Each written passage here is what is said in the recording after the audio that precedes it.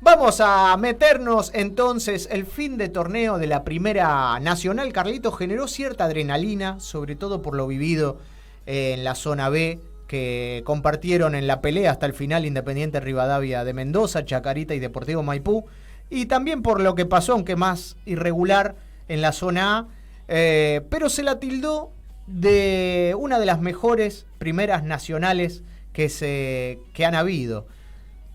A ver, puede ser cierto, porque en el 2011 no era la Primera Nacional, era la Primera B Nacional por una cuestión solamente de nombre, pero en el 2011 jugaba River, jugaba Quilmes, jugaba el Instituto de Dybala, Ferro, Atlanta, Chacarita, Rosario Central, entre otros. Pero en el año 1963, aquellos que peinan canas van a acordarse de un campañón en la Primera B de 4 equipos. Sí. Uno de ellos era Ferro, otro era San Telmo, Unión y Sarmiento de Junín. Con un agravante. Sí. Perdón.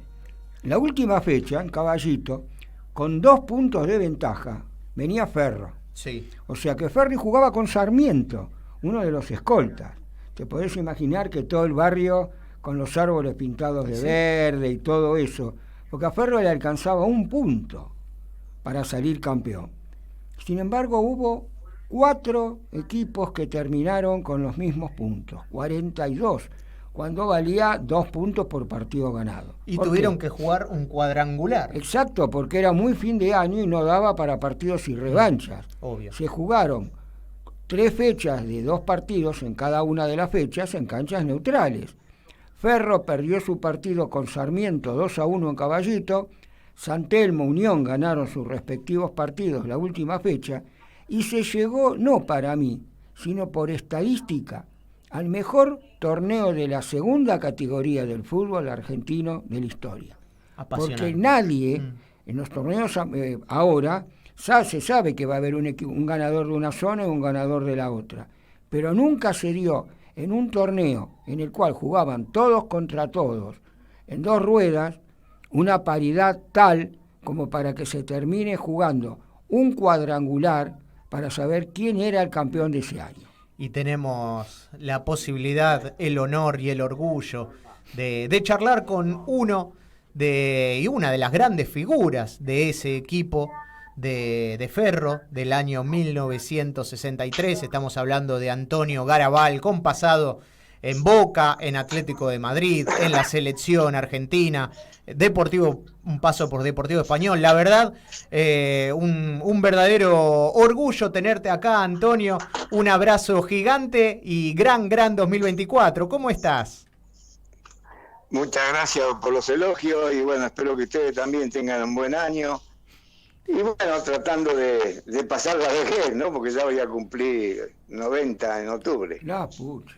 Mirá, y justo te iba a decir, con todo lo vivido hasta el momento, ¿qué recuerdos hablar de este Ferro del año 1963, con tantos compañeros?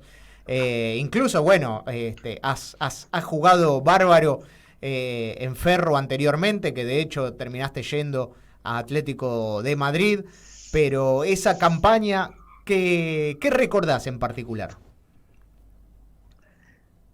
Y el recuerdo fue, más que nada, que sobresalió fue el de la última fecha, porque teníamos el campeonato prácticamente en el bolsillo, como quien dice, ¿no? Y al minuto de juego nos quedamos con 10. Porque Viallo, que era un jugador muy bueno para el equipo, un batallador, en un saque lateral puso una plancha a Hernández, que jugaba en Sarmiento. Y el árbitro lo echó de la cancha. Justo en el mismo momento que entraba a la cancha la señora con una torta para festejar. Eso fue contado posterior, ¿no? Lógicamente, pero cuando nos enteramos de eso, bueno. Y bueno, jugamos todo el partido con 10, Sarmiento era un buen equipo también. Y bueno, hubo un empate de penal que tiró primero de Sanso y se lo atajó el arquero, pero se había adelantado. y después se lo pateé yo, creo que era Cambalieri, el arquero. Sí. Y bueno, cuando lo pateé yo, también medio me lo atajó, entró la pelota ahí picando. Pero bueno, era el empate, con el empate no se alcanzaba. Sí.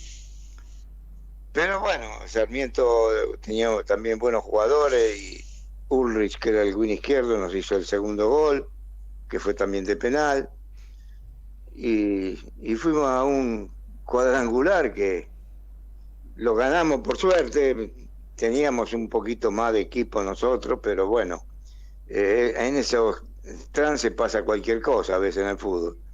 Pero pudimos sacar a flote la capacidad de equipo que teníamos muy buenos jugadores, y bueno, pudimos volver a primera, gracias a Dios. Era una finalísima contra Sarmiento que no pudieron, si bien jugaban de locales, no lo pudieron coronar. ¿Cómo se hizo para no terminar cayendo? Digo, varias veces hemos hablado del golpe anímico que significa, por ejemplo, en la actualidad perder una final. El caso, por ejemplo, de Almirante Brown perder contra Independiente Rivadavia y empezar prácticamente de cero. No se empieza de cero, pero quiero decir, tenés que jugar y cambiar el chip de la cabeza. ¿Cómo sentís que hizo Ferro para no caer no digo en una depresión, pero caer desde lo anímico para empezar de cero en ese cuadrangular? Y había jugadores con mucho temperamento, el mismo Viallo, Verón, había un montón de jugadores, Carrasco, De Vita, no sé si estaba De Vita, estaba Sergio Di Gioia, Mogaburo, había, no sé si confundo a veces los equipos porque hace tantos años que pasaron que por ahí me olvido de algunos, pero había temperamento y sabíamos que podíamos.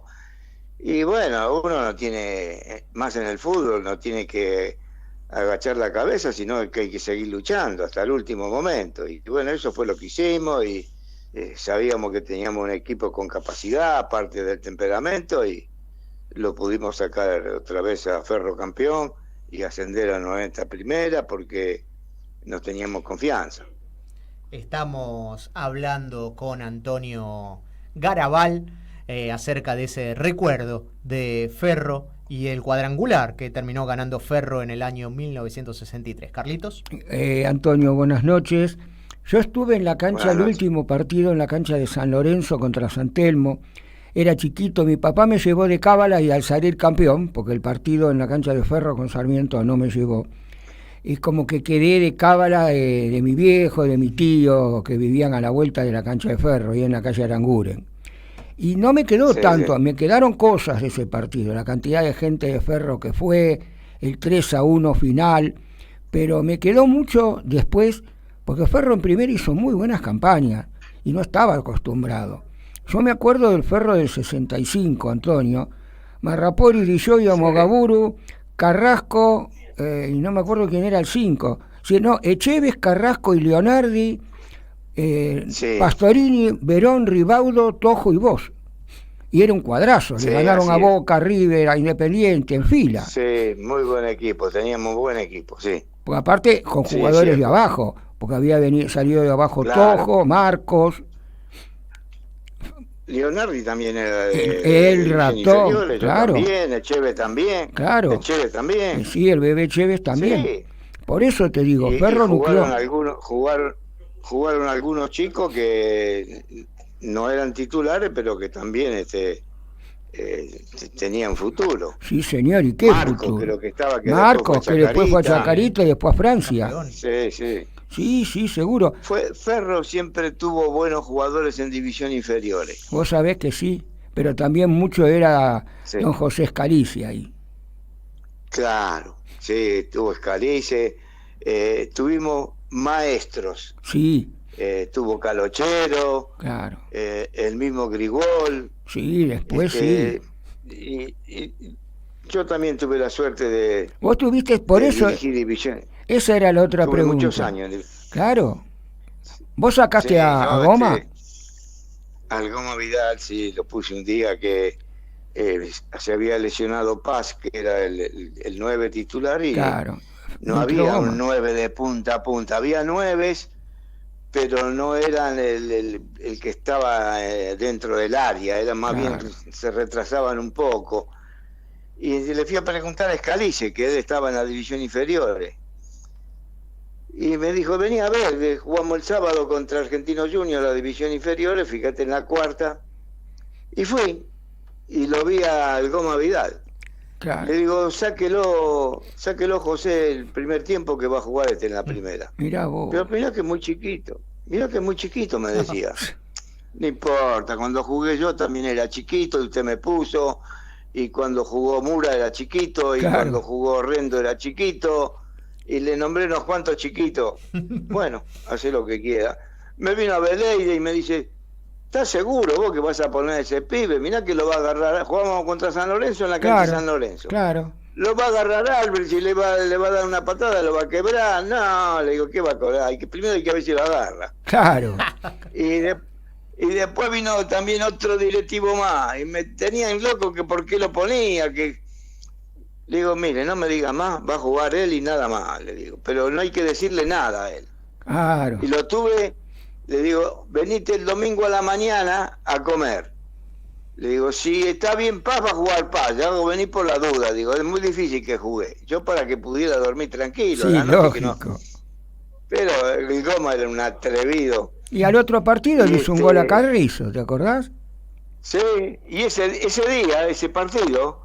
La jugada del gol, que creo que le hizo Collado, o Noguera, no me acuerdo bien quién de los dos, fue una jugada que hizo él sobre la raya del córner. Le tiró un caño, creo que al mismo Albrecht.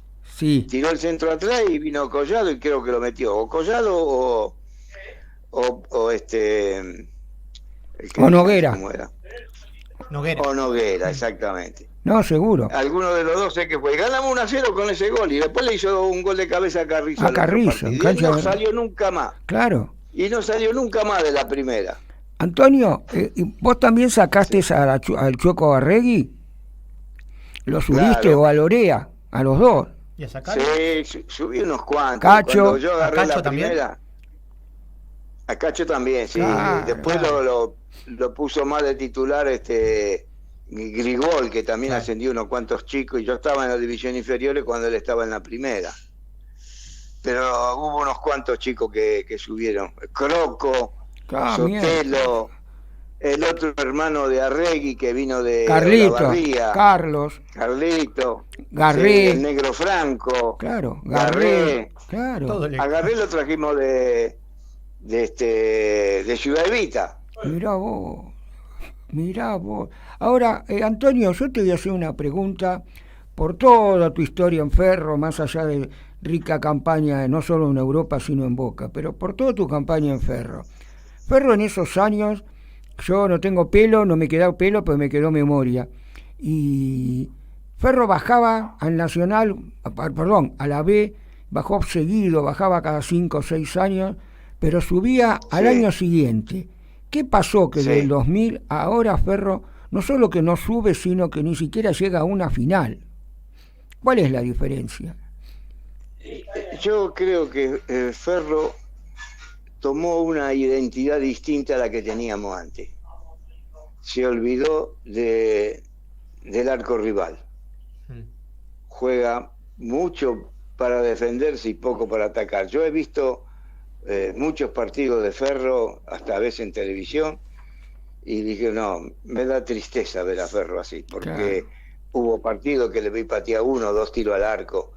Digo, así no se puede salir campeón y tener...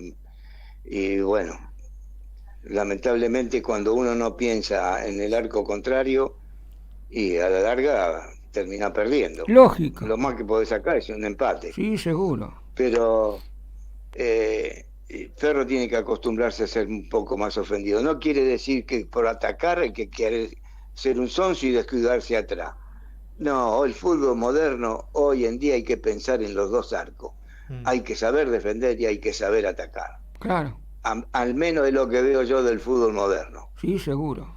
Y además hay una cosa que Carlos bien te lo dijo cuando te relató el equipo del 65. que en aquel momento se dividía en dos, ¿no? Los defensores, y te nombraban a los primeros 5 o 6, y después te nombraban a todos. Y uno recuerda siempre esa delantera con Juárez, Verón, Acosta, Lugo y vos y Garabal.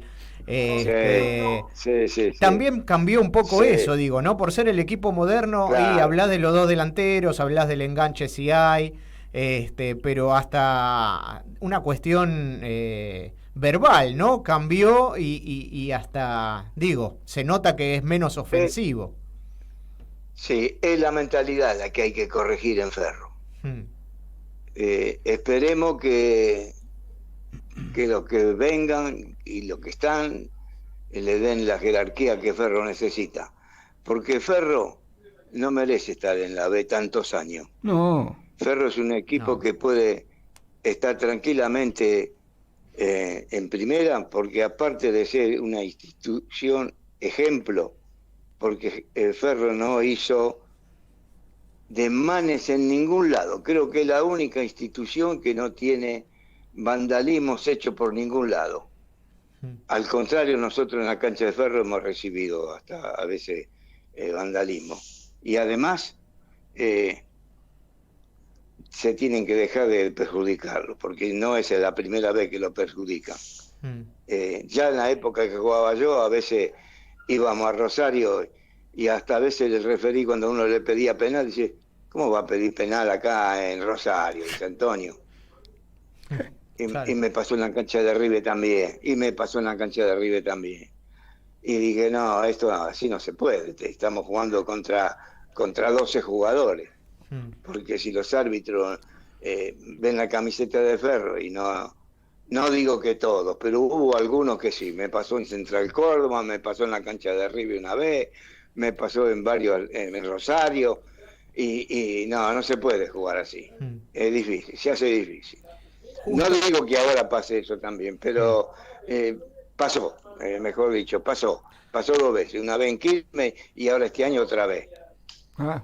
Así que hay que dejar de pesar la camiseta de Ferro en la balanza que está a -0. Justo me pasan un dato que no me acordaba, que ese partido con Sarmiento, que empezamos a hablar de la expulsión prácticamente desde el vestuario de Osvaldo Biagio,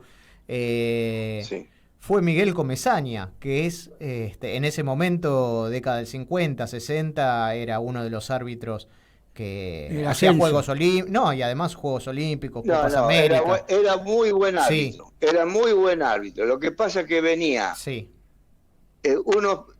una semana antes o 15 días antes, un partido en la cancha de Independiente, jugaban Independiente y San Lorenzo, que era en la A, nosotros estábamos en la B. Sí.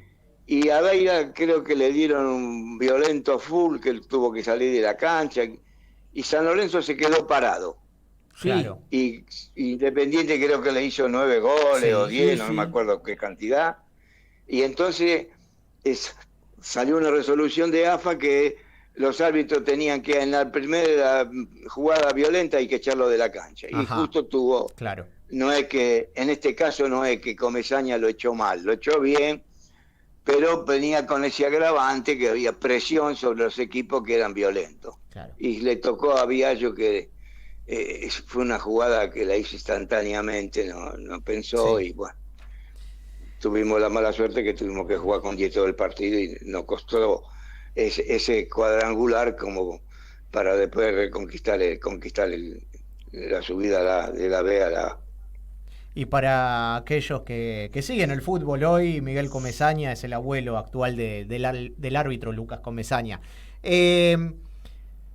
Te iba a preguntar por esa delantera, ¿qué recordás? ¿Qué momentos lindos recordás de esa delantera que te mencioné? Juárez, Verón, Acosta, Lugo y Garabal, y vos, lógicamente. Y preguntarte también si en un momento también no estaba Roma y Marzolini, que después pasarían a Boca. Sí. Después pasaron con nosotros a Boca, Marzolini y Roma. Claro. Porque nosotros estábamos a préstamo porque habíamos venido de España, y Ferro tuvo la continuidad porque Armando nos dio a préstamo, porque Ferro, como era una institución seria, nos puso ahí. y con la condición de que al año siguiente, cuando había elecciones en Boca, en el 60 que ganó Armando, nos volviéramos a Boca. Así que tuvimos la suerte de estar en Ferro y pudimos hacer una pareja que no pudimos hacerla en España porque a él lo ponían de 8. Claro, sí. Entonces yo estaba en la izquierda y estaba en la derecha, no nos juntábamos nunca. Son cosas que a veces hacen los técnicos y arruinaron una pareja que venía entendiéndose perfectamente. Entonces yo tenía a Peiró que era muy buen jugador, pero yo le tenía que preparar el juego a él porque él era punta. Y me restaba yo mi eficacia. Claro. Cuando el Lugo era el que me explotaba a mí y me ponía la pelota en profundidad y yo entraba en diagonal y podía hacer o tirar el centro atrás o definir.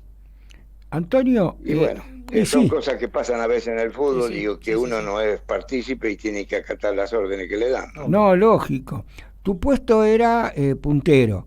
Desaparecieron los punteros. Sí. ¿Te acordás de algún puntero último? Porque yo creo que el último puntero, y no desde tu lado, sino del otro, fue Houseman. No hay más. Claro. Los mismos los marcadores de punta. Que... O sea, hay puestos que desaparecieron.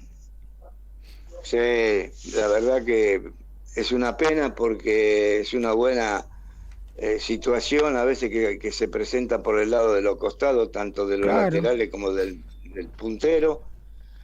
Y bueno, eso quita que vaya desapareciendo la habilidad por esos costados, ¿no? Claro. Que generan bastantes jugadas de gol. Y sí. ¿Y esas son decisiones de los técnicos de hoy? ¿O hay alguna razón técnica, digo, de los propios jugadores? A mí me parece, modestamente, sí. Hay muy buenos técnicos, pero hay muy pocos maestros. Claro. Antes, en la época que yo jugaba en división inferior, teníamos a Peuchel, teníamos a Gandulla, estaba Duccini. Había un montón de exjugadores que eran maestros.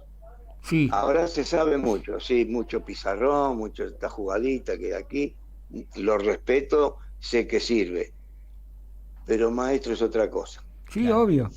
Obvio. Eso hay que trabajarlo desde divisiones inferiores. Claro, pero aparte sabés que noto dos cosas más. Primero, por ser revolucionario, cambiar si es para bien, sí, pero si es para mal, no. Yo veo a River jugando, River no tiene punteros, y llega un momento que el tiki-tiki es intrascendente en el medio, pero no profundizan. Y terminan pelotazo al área. Es un error. Sí, pero si vos no tenés punteros, es un error. ¿Cómo abrís? Es un error. Para mí es un error. Claro. La cancha hay que abrirla en toda su dimensión. Claro, lógico. De todos los lugares se pueden fabricar las jugadas de gol. Y más sí. sobre los costados. Mirá, porque de los costados es 1 contra 1. Claro, eso sin contar con el Ferro de Grigol, porque te subían Gómez y del otro lado te subía Garré. Entonces, por un lado era Garré con Croco y por el otro lado iban Gómez con Juárez, pero te subían todos. Claro, y tenía también el tándem con Carlitos. Claro. Carlitos a veces se venía y se mandaba el 4 al ataque. Exacto. Que era Gómez.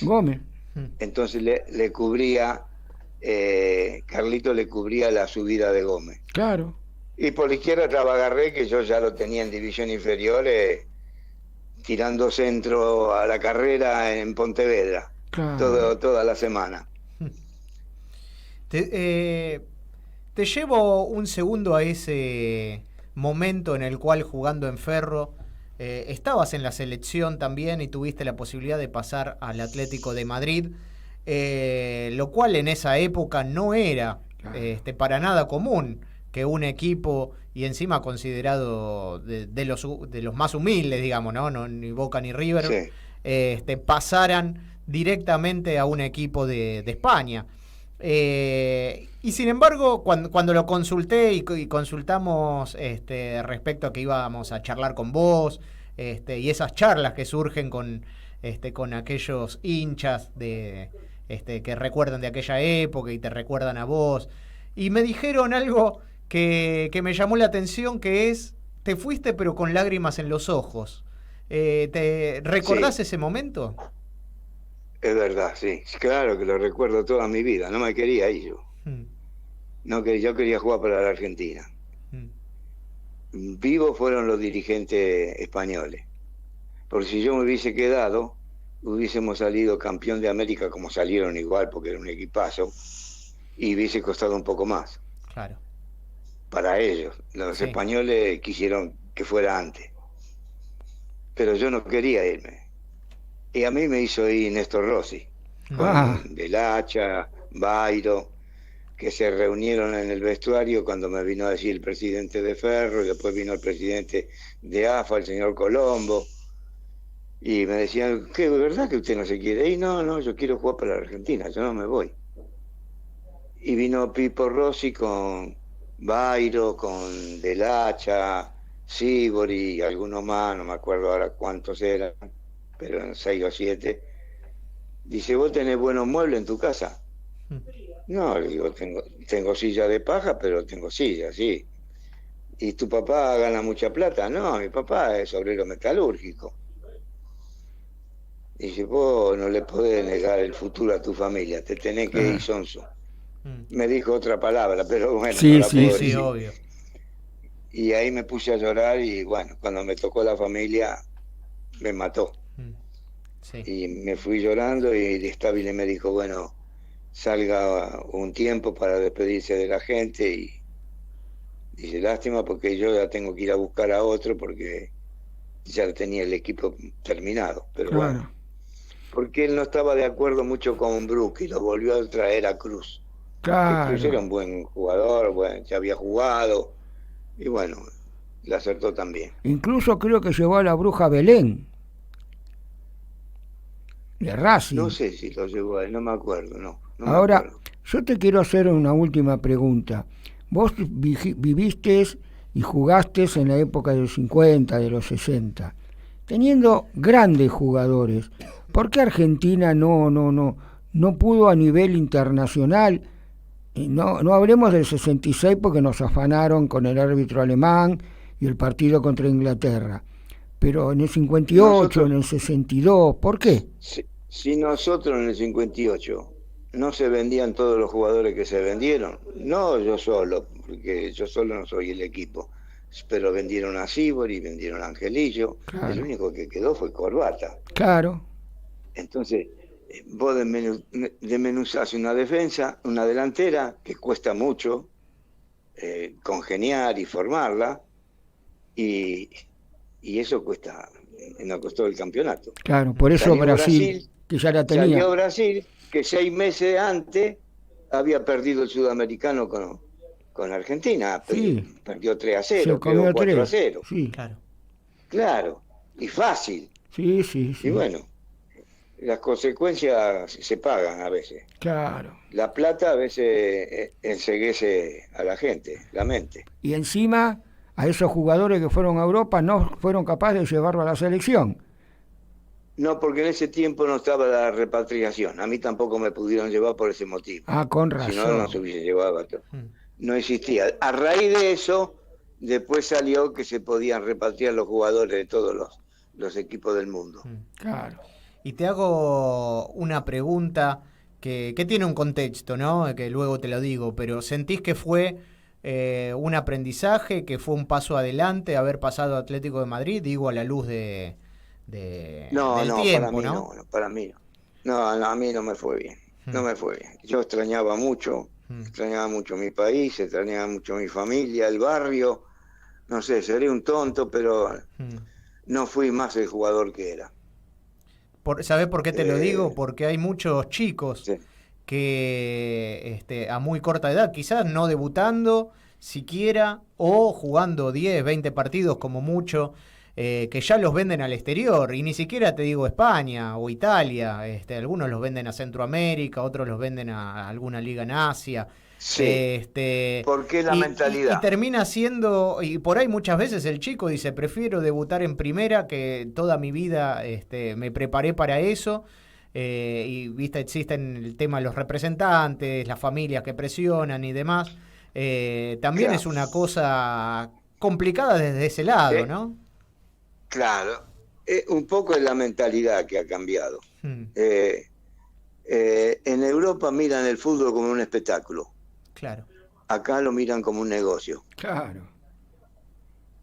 Usted va al Atlético de Madrid o va al Real de Madrid, hablo de lo que yo conozco. Tienen todas las entradas vendidas de las plateas de todo el año. La televisión, la venta de camisetas, todo eso le reporta a ellos la plata que puedan gastar en traer jugadores. Y si traen chicos, peor para nosotros porque no quitan la posibilidad de que lleguen acá pronto. Sí, obvio. Sí, mirá Schneider en Ferro, ¿te acordás? Claro. Jugó 3 partidos. Y sí. Y este pibe Barco se va a ir ahora también. Lógico, bueno, el pibe, sí, el pibe, claro, el pibe Román, que pasó a Barcelona jugando pocos partidos. Y bueno, lo que pasó con Messi está pasando con algunos chicos ahora. Sí. Aparte la familia creo que quiere salvarse, entonces al pibe si no se quiere ir lo meten en el prepo arriba del avión. Y después no la pasa bien. Hoy están gente que viene de Europa enquistado en medio de las divisiones inferiores de los clubes. Ya saben lo que hay acá en el fútbol menor. Claro. Y nosotros nos vamos quedando con lo que queda. Claro. Bueno. Antonio, agradecerte enormemente de corazón esta hermosa y riquísima charla que tuvimos, que arrancamos con el Ferro del 63, pero fuimos y venimos constantemente, fiel a nuestro estilo por otra parte, pero que nos encanta charlar de fútbol. Y la verdad que estoy agradecido soy yo, que todavía a esta edad se acuerden de mí. Les agradezco muchísimo. Vas por Caballito y se vas a acordar, a ver, que mucha gente se acuerda de vos, incluso gente que no te vio, pero que a través de fotos sabe quién es quién. Usted sabe que de Ferro hasta tengo la bandera de ese partido final que hablábamos recién en la cancha de San Lorenzo. Upa. La tengo en mi casa. Sí, la tengo guardada en mi casa. Qué lindo. Así que si alguna vez quieren venir por mi casa, tengo un pequeño museo para que vean. Opa. Qué bueno. Tengo fotos con Alfredo Di Stéfano, tengo de Boca, de San Lorenzo, mi último año, de división inferior, un montón. Qué lindo. Así que cuando quieran pasar, yo vivo en Caballito. Yo tengo sangre verde. Bueno, yo vivo en Caballito también, así que es cuestión de arreglarlo, Antonio. Sí, si hablan con Julio, él le va a dar la dirección y puedan venir cuando quieran a tomar un café, Ahí no está. hace falta que hablemos. Y yo le llevo las revistas gráficos de esa época. Bueno, cómo no, le tengo la foto también en un cuadro de ese año, va. Qué lindo, Bueno, vamos a hacerlo. Antonio, un abrazo gigante, que tengas un gran 2024 y bueno, por un Ferro que pronto vuelva a donde debe estar. Sí. Donde debe estar. Muchas gracias. Un gusto, Un abrazo. Gracias por acordarse. Hasta pronto. Felicidades. Hasta luego. Bueno, el gustazo de hablar con Antonio Garabal. Quiero agradecer a Oscar, que nos dio la posibilidad de charlar con Antonio. También a Ricardo y a Julio, como bien lo nombrábamos. Todos ellos haciendo fuerza para que podamos darnos este lujo de hablar con Antonio Garabal, que va a cumplir 90 años. Y vean lo hermoso que es hablar de fútbol. ¡Qué memoria! ¡Qué memoria! Cuántas riquezas en su experiencia, en sus palabras. La verdad que quedé pipón, diríamos. Sí, yo también. Por eso creo que fue una gran entrevista. ¿Vamos a un corte? Dale, una quebrada y volvemos, dale.